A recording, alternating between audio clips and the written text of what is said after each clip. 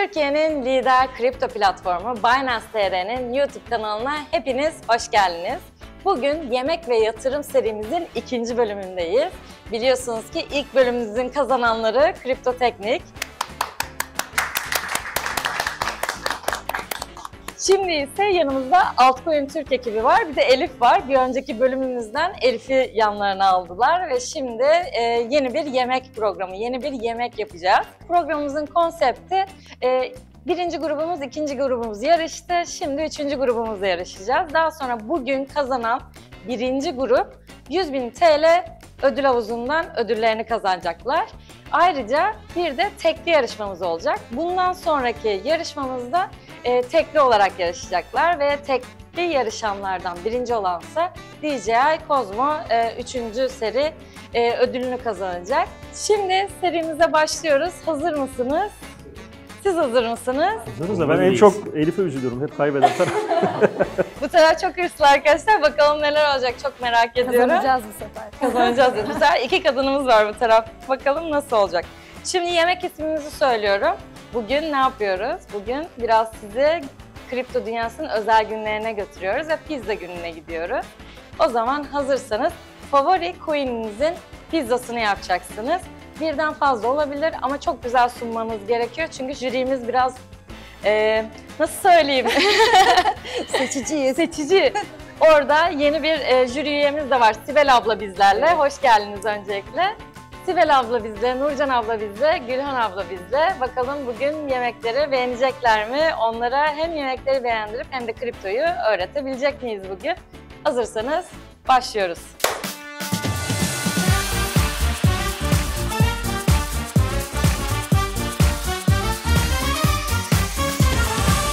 Ben sizin tarafınıza gelip sizi biraz tanıyacağım. Sibel ablacığım, öncelikle senden kendini anlatmanı isteyeceğim. Neler yapıyorsun, nasıl bir kripto merakın var ya da hiç merakın var mı? Biraz kendini anlatabilirsen çok sevinirim. Ev hanımıyım. Yani kriptoya Nurcan abla sayesinde tanıştım. Meraklıyım, evet. Bayağı bir merakım var. Gülhan abla, bir önceki yarışmada menemen vardı, bugün pizza var. Ne düşünüyorsun pizza konusunda? Pizza menemene göre biraz daha zor tabii ki. Evet, şu anda orada bayağı bir zorlu şeyler göreceğiz. Yani teknik isteyen bir yemek. Peki Becereceklerine inanıyorum. sizlerin en sevdiği pizzalar neler? Yani pizza çeşitlerini genelde hepsini yeriz. Ben margarita seviyorum. Eyvah, seninkisi en zor. Orada neler olacak. Evet, şu anda bakıyorum. Herkes bir şeyler yapıyor şu anda. Yani böyle pizza hamurunu havada uçurmayana yani pizza yaptım demesin şimdi.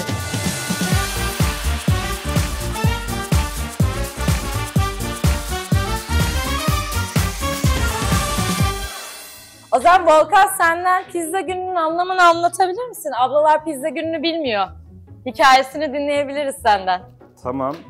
Tarihini tam hatırlamamakla birlikte şöyle. Bir gün yurt dışında bir arkadaşımız Bitcoin'in aslında erken dönem öğrenen insanlardan birisi. Bir gün forumdayken forumda bir başlık açıyor ve diyor ki bu yani Bitcoin'le ödeme yapmak istiyorum, bir pizza almak istiyorum. Bunu yapabileceğim bir yer var mı diye. O dönemin bir pizza restorantı kabul ediyor ve ödemesini Bitcoin'le yapıyor. Günümüzde o yaptığı ödeme miktarı çok büyük paralara tekabül ediyor ama o gün aslında güzel de bir şey yapıyor, bir farkındalık yaratmış oluyor. Bitcoin'le bir ödeme aracı olarak çıkmış bir Bitcoin ve bunu aslında gerçekleştiren ilklerden birisi. Ve günümüzde de artık kripto para ekosisteminde o alışverişi yaptığı tarih her sene kutlanıyor. Bu topluluktaki insanlar diyor ki bugün pizza günü. Şu anda o kişinin böyle ruh halini tahmin edemiyorum. Bir dünya Bitcoin veriyor. Oytun kaç tane pizza, pizzaya ne kadar verildiğini Böyle 2 hatırlıyor tane musun? pizza alıyor. Hatta pepperoni pizza alıyor 2011 yılında. O 2 tane pizza için 100.000 Bitcoin veriyor. Hatta şöyle bir espri yapıyorum ben onunla alakalı. 2 pizzanın 100.000 Bitcoin ettiği günlerden 100.000 pizzanın 1 Bitcoin ettiği günlere geldik. Yani Bitcoin 100.000 dolar olmasıyla beraber o anlamda baktığımızda şu an 1 Bitcoin neredeyse 100.000 pizza yapıyor. İzleyenlerimizin ödül kazanacağı rakam 124. 124 aklınızda olsun. Tekrar ikincisini söyleyeceğim. Edil Hanım, Altkoyun Türk topluluğu. Benim hiç bilgim yok mesela. Gelmiş olsam beni nasıl bilgilendireceksiniz? Altcoin Türk topluluğu 2018 senesinde kurulmuş bir topluluk. 2018'den beri aynı zamanda Kripto Cuma etkinliklerini düzenliyoruz her hafta. Kadıköy'de bir topluluk merkezimiz var, Altcoin Türk Base diye. Her hafta Cuma orada kripto paralarla ilgilenenlerle ve genel olarak bu işin içerisinde profesyonel olarak çalışan kişilerin de buluştuğu ve isteyen markaların da sponsorluk alabildiği bir etkinlik düzenliyoruz 2018 senesinden beri. Önce kafelerde başlamıştık Kadıköy'de, şimdi kendi base'imizde devam ediyoruz. Ve orada hem finansal okuryazarlık adına kişilere eğitim vermeye çalışıyoruz, hem de isteyen markalar kendi ürünlerini orada tanıtabiliyorlar. Teşekkür ederim. Bu arada Ben 20 teşekkür dakikanız başladı. 20 dakika yapma süreniz, yarım saatte pişme süresi. Yaklaşık kaç dakika oldu şu anda? Bir 5 dakika oldu mu? Bir 15 dakika kaldı sanırım.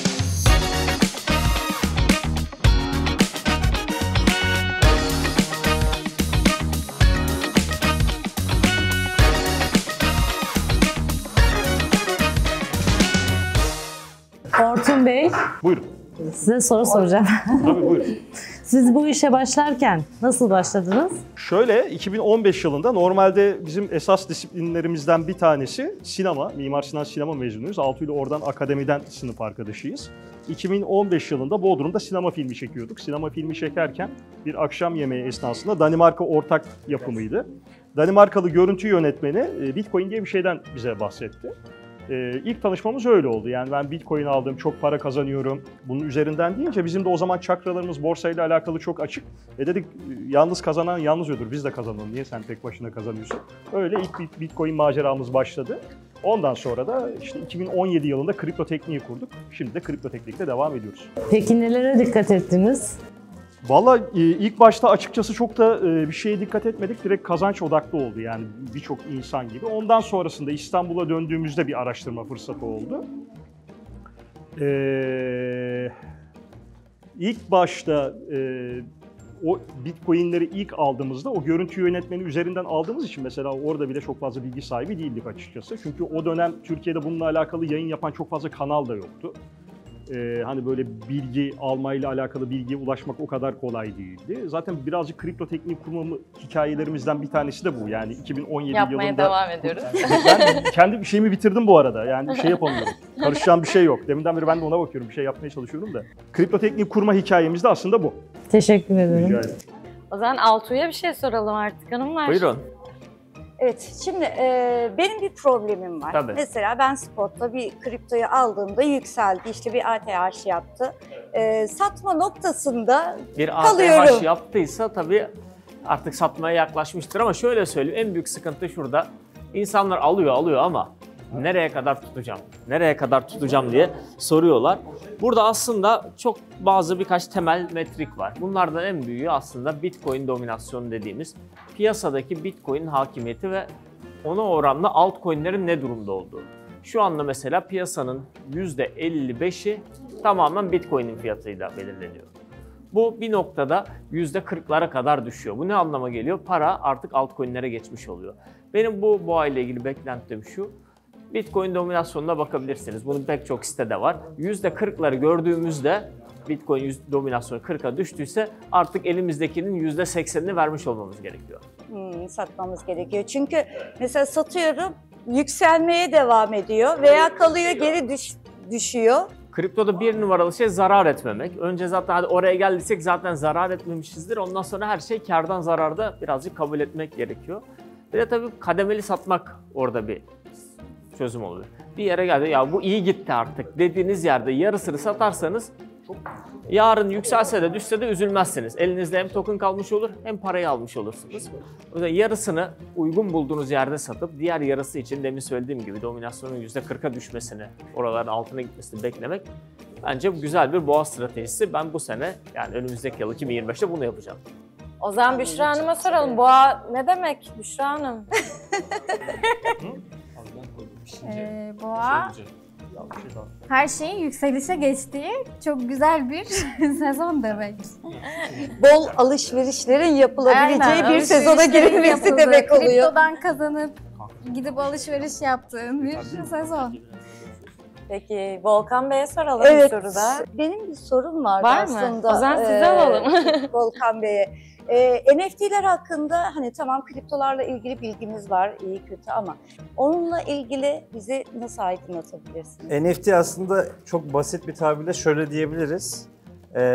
Coinlerin görsellisi gibi düşünebilirsiniz. Onlar da aslında bir token, altında kullandığı teknoloji olarak ama önünde bir tek şey var, görsel var. Biz size şöyle örnek vereyim, hatta sizi davet etmiş olayım. Bir gün Kripto Cuma'ya mutlaka gelin. Hiç Web3 tarafını yani kripto para nedir, kripto cüzdanları nedir bilmeyen insanların çok basit bir şekilde alabileceği NFT'ler veriyoruz biz Altcoin Türk olarak. Çünkü şuna inanıyoruz, evet bir teknoloji geliyor, bu coinler, blockchain teknolojisi biraz karmaşık geliyor özellikle çoğu insana. Adaptasyonu sağlamak için hiç kimsenin Web3 cüzdanına, bir kripto cüzdanını açmadan, ne olduğunu bilmeden alabileceği şekilde NFT verebiliyoruz. Bu da şöyle oluyor, hepimiz mail kullanıyoruz biliyorsunuz. Bizim o sistemimize maille kayıt olduğunuzda direkt sizin için arka planda bir wallet generate ediliyor. Cüzdan oluşturuluyor. Siz de bu cüzdanı aslında o günkü geldiğiniz hatıra NFT'sini alıp saklayabiliyorsunuz. Aslında dijital olarak ben oradaydım, benim ayak izim buydu ve ben bunun sahibiyim diyebileceğiniz bir pozisyona gelmiş oluyorsunuz. İnşallah gelirseniz deneyimlemenizi isterim. Yani Kripto Cuma'ya geldiğimiz zaman böyle kahvenin çayın eşliğinde Evet. bir sürü de bu NFT ile ilgili bilgilere Aynen öyle. sahip olmuş Aynen olacağız. öyle. Bir de şeyin çok önemli olduğunu düşünüyorum. Bir şeyi böyle anlatıyorum, anlıyormuş gibi oluyorsunuz ama deneyimlemek çok farklı. Bizim orada zaten en güzel yanlarından biri de o. Hani fiziki olarak bir topluluğuz, fiziki olarak buluşmalar yapıyoruz. Bir şey olduğunda bunu deneyimletmeye çalışıyoruz topluluğumuza. Deneyimleyince daha iyi anlaşılıyor. O yüzden güzel olacak, sizi bekliyoruz inşallah. O zaman ben araya giriyorum şimdi. 6 dakikamız kaldı arkadaşlar. Ben böyle muhabbet çok güzel olunca söyleyemedim. O sırada ikinci kodu vereyim. Şuradaki pizzaya yaklaşalım önce. Pizzayı görelim. Çünkü buradaki pizza bayağı bir kırmızı. Şu an beni görüp bana bakarak bir kırmızı pizza yapmışlar. Herhalde piyasanın kırmızısından yola çıkıyorlar. O zaman ne diyelim? 300 diyelim. 300 diyelim. İkinci rakamımız 300 olsun. Buradan devam ediyoruz. Şu anda sorulara devam edebiliriz.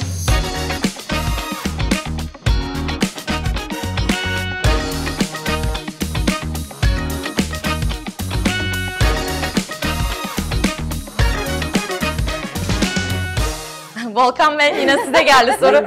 Cuma etkinliğinde neler öğretiyorsunuz? Neler öğretiyoruz? Aslında şöyle, kripto cumalara hiçbir şey bilmeyen ya da çok şey bilen, yatırımcı olan, bu işleri öğrenmek isteyen herkes, her renkten insan gelebiliyor. Biz de orada aslında sponsorlu diye İdil Hanım anlatmıştı ya, sponsorlu olmayanlar da bir ajandamız yok. Topluluğumuz neyi merak ediyorsa, neyi öğrenmek istiyorsa orada onu anlatmaya çalışıyoruz. Az önce sordunuz ya mesela NFT nedir diye. NFT konusunda bilgili bir takım arkadaşımız var. NFT soran insanlara, topluluktaki misafirlere NFT'leri o anlatıyor. Ya da mesela spor kulüpleriyle ilgili duymuşsunuzdur, fan token'lar var. Fan token uzmanı bir arkadaşımız var. O konuyla ilgili bir şey sorduğunuzda size onu anlatıyoruz. Aslında neyi öğrenmek istiyorsanız orada yetkili bir kişi bulabiliyorsunuz. O şekilde spesifik olarak öğrenebiliyorsunuz. Onun dışında da yine her cuma biz piyasaya bakıyoruz. Açıyoruz grafikleri, Bitcoin ne durumda, genel piyasalar ne söylüyor, teknik analiz olarak, temel analiz olarak değerlendirmeler yapıyoruz. Orada da yine sorunuz olursa, atıyorum teknik analizde bir şey gösterdik o ara, ben bunu bilmiyorum. Bu nasıldır, nasıl çalışıyor, kuralları nedir diye sorduğunuzda biz direkt size canlı canlı orada yardımcı oluyoruz. Aslında şey değil, böyle çekinmenize gerek olmuyor. Çoğu insan çünkü çekiniyor, acaba ben hiç bilmiyorum oraya gittiğimde nasıl bir şeyle karşılaşırım diye. Ama bir kere adım atan da bir daha bırakamıyor diyebilirim bizim orayı. Benim bir sorum olacak Oytun Bey'e. Oytun. İleride bu Bitcoin kazançlarımız torunlarımıza kalır mı? Şimdi şöyle, eskiden regülasyonlar yokken bununla alakalı problemler vardı. Yani borsalarda Allah korusun sizin başınıza bir şey geldiği zaman onlara miras bırakmakla alakalı problemler vardı. Fakat şu anda hem Binance borsasında hem de bildiğim kadarıyla bazı diğer borsalarda normal sizin kendi mülkünüz gibi ya da bankadaki hesabınız gibi yarın öbür gün başınıza bir şey geldiği zaman varislerinize bu kripto varlıkları aktarabiliyorsunuz. Yani bununla alakalı önceden problemler varken şu anda bu şekilde herhangi bir problem yok. Teşekkür ederim. Rica ederim. Ben 3. kodu veriyorum. 3. kod hemen aşağıda yazacak arkadaşlar. Bu yayını izlerken bu kodları toplayın. Yorumda yer alan formu doldurun. Yayın sonuna kadar tüm kodları takip edin arkadaşlar. O zaman yayınımıza devam ediyoruz. Bakalım sevdikleri kriptolar nasıl yansıtacaklar? Vallahi çok farklı tabaklar var. Sizin bildiğiniz kriptolar hangileri? Spot olarak bayağı bir geniş bir portföyüm var. Geniş. Evet. Çok güzel. O zaman portföy yönetimini sormadan önce son 2 dakikanız kaldı arkadaşlar. Son 2 dakika. Portföy yönetimiyle ilgili bir soru soracağız. Kim cevaplar? Ben cevaplayayım hadi. Evet. Hadi cevapla. Buyurun. Portföy yönetimimiz nasıl olmalı? Mesela işte veyahut da çeşitlendirme, işte oyun kriptoları işte veya spor tokenları olarak. Şimdi şöyle bir şey var. Bir kere portföy yönetimi ile ilgili şu çok önemli bir Kurtlar Vadisi sözüdür. Azdan az, çoktan çok gider. Çok paranız varsa ona göre bir sepet yaparsınız. Çok riske girmezseniz. Çünkü çok paranız vardır ve onu böyle ne bileyim 2'ye katlamak sizin için okeydir. Ya da az paranız vardır, onu da çok kazanmalısınızdır. Ona göre ayrı bir sepet yapmak lazım. İlk senaryoda zaten daha böyle Ethereum'dur, market cap ilk 30'daki paralardır. Çok riske girmeden onlarla çevirmek en garantisidir zaten kriptoda. Sepetin %80'ini onunla yaparsınız, geri kalan %20 ile macera ararsınız. Yok ikinci gruptaysanız, ben sınırlı bütçemi ona 100'e katlayacağım, 1000'e katlayacağım, hedef buysa o zaman mecburen riskli alanlara gidiyorsunuz. Ve bu riskli alanlara gittiğinizde, riskli alandan kastım ne? Market cap'te 500. sıra ve arkasına doğru gitmeye başlıyorsunuz artık. Daha küçük cap'li paralar. Bunlardan işte çünkü ne bileyim Ethereum'u aldınız. Ethereum katlasın, 2'ye katlasın, dünya yansın, 3'e katlasın. Ama arka taraftan böyle 1000. sıradaki parayı aldınız mı belki de yarın 20'ye katlayacak. O yüzden biraz da o tarafa kendi riskinize, paranızın boyutuna göre geriye gitmek lazım. Oraya gittiğinde de işte sizin söylediğiniz gibi hani 20 tane paramı ben 20'ye böleceğim diyorsanız 20 tane oyun token almanın bir anlamı yok. Çünkü kriptoda farklı trendler farklı zamanlarda denk geliyor. Yeri geliyor Metaverse trendi geliyor, onlar gidiyor. Yeri geliyor meme tokenlar geliyor, onlar gidiyor. İşte bunların hepsinden, çünkü hangisinin geleceğini bilemediğiniz için biraz oradan, biraz meme token, fan token alabilirsiniz sporla ilgili. Bir iki tane belki oradan. İşte biraz daha bu katman 2 dediğimiz Ethereum'a bağlı fakat işte Ethereum'u çözüm üreten Optimism, Arbitrum, Ether for Agent veya işte Altuğ'ya böyle uzatın, süreyi uzatın. Valla Son bilmiyorum 10 ben çok saniye arkadaşlar, son 10 saniye Tamam zaten yani bitti. sonuç itibariyle çeşitlilik önemli sepette. Eğer paranız sınırlıysa kesinlikle çeşitlilik şart. Teşekkür ederim. Harika bir pizza sizleri bekliyor. Şu an pizzalar hazır. Bakalım. Hemen ben de ortanıza geleyim. Pizzalar hazır. İki tarafında çok güzel 2 tane pizzası var. Burası böyle oldukça kırmızı. Burası biraz daha beyaza gitmiş. Ortasında bir D harfi var. Binance TR'nin B'si sanırım. Son bir dokunuş daha yapacaklar. Şöyle yakından görelim pizzaları. Çok da güzel görünüyorlar, leziz görüyorlar. Son hallerini zaten yine görüyor oluruz. Vallahi çevresini çok güzel yapmış iki tarafta. Ben bu kadar başarılı 2 tane pizza çıkacağını beklemiyordum. Bu tarafın söylemek istediği bir şey var mı burada? Pizzanın şekli için Elif'e teşekkür ediyoruz. Elif bizim önceki yarışmadaki ikinci arkadaşımız, ikinci kez yarışıyor. Bu sefer kazanan olacağım diyor. Bu tarafın demek istediği bir şey var mı? Biz de hamurla alakalı Büşra'ya çok teşekkür ediyoruz. Çok içimize sinen bir pizza oldu. Ben de jürinin çok beğeneceğini düşünüyorum açıkçası. Bakalım göreceğiz. O zaman bunları fırına atalım ve bir yarım saat biz burada bekleyeceğiz. Hemen size geri döneceğiz ama unutmadan aşağıda bir kod var. O kodu unutmayın arkadaşlar. Hadi bakalım fırına atalım.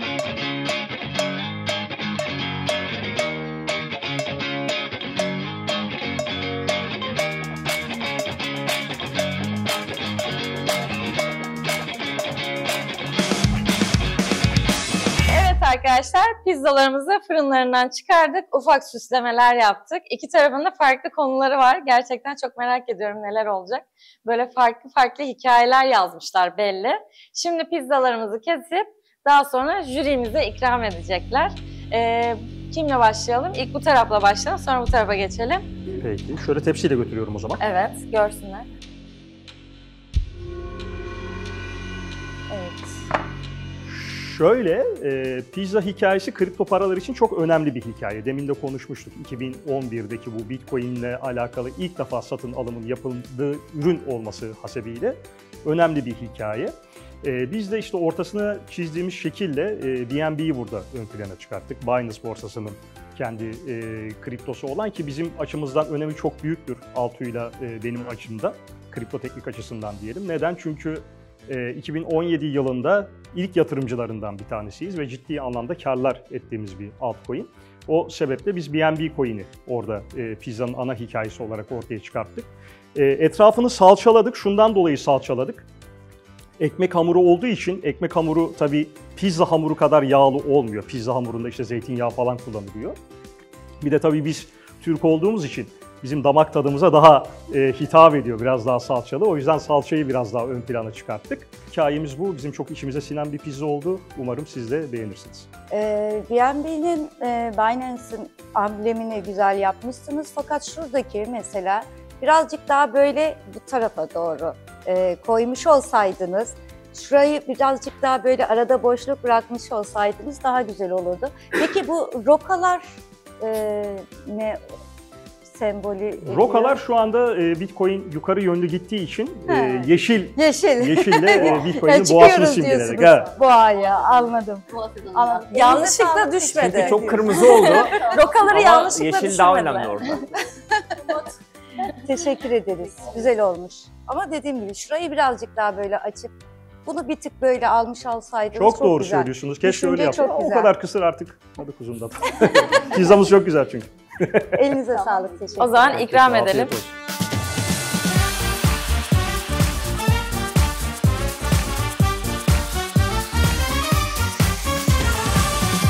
Şimdi o zaman Altcoin Türk ekibinin pizzasını götürüyoruz. Bu taraf kesilirken onların sunumlarını görsünler. Buyurun.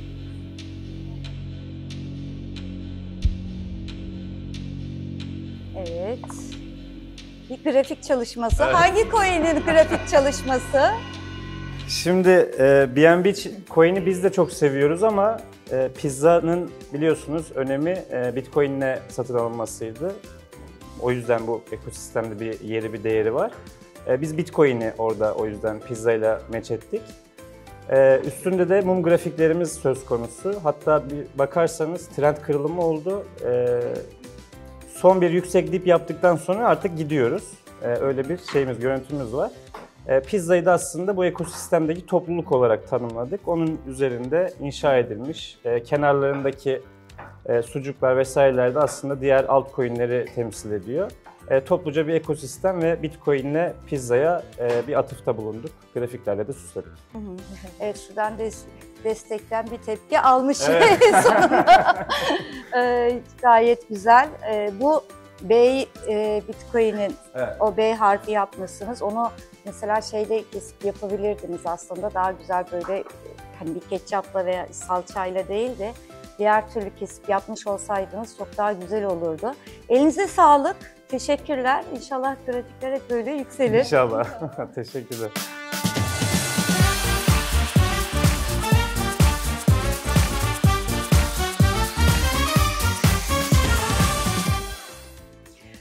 Şöyle, her iki grubun da ellerine sağlık. Gerçekten güzel. Bunun hamurunun inceliği daha güzel. Daha ince tutmuşlar. Sizinki çok çok kalındı. Sos olarak sizinki gerçekten çok güzel bir sos. Tebrik ediyorum. Hani hamurla sosu değiştirmiş olsaydık aslında fevkalade bir şey çıkardı ortaya. Bizim kararımız ve Altcoin Türk ekibi. Kazandım bu sefer. Kazanamasak burada birisi intihar edecekti. Hemen ben bunu alıp götüreyim. O tarafta kapanışı yapayım.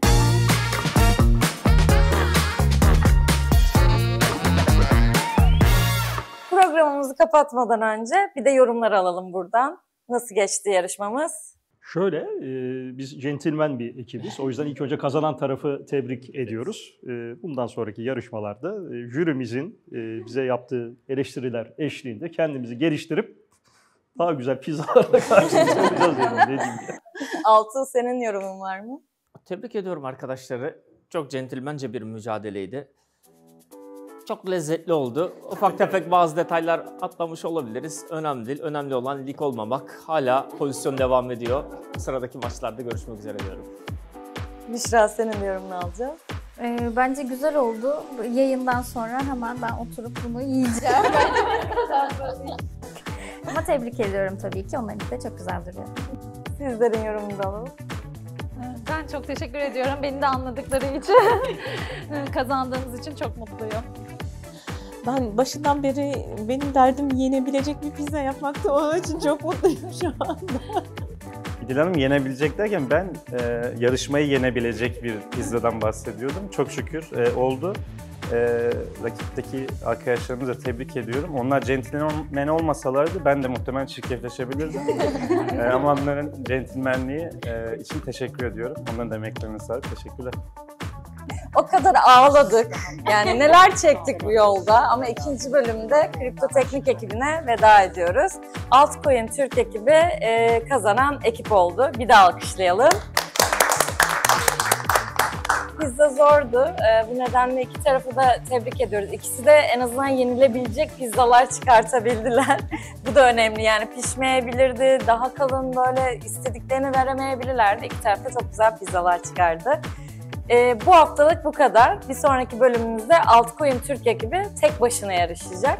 Şimdiden izlediğiniz için çok teşekkür ediyoruz. İyi ki varsınız. Görüşürüz.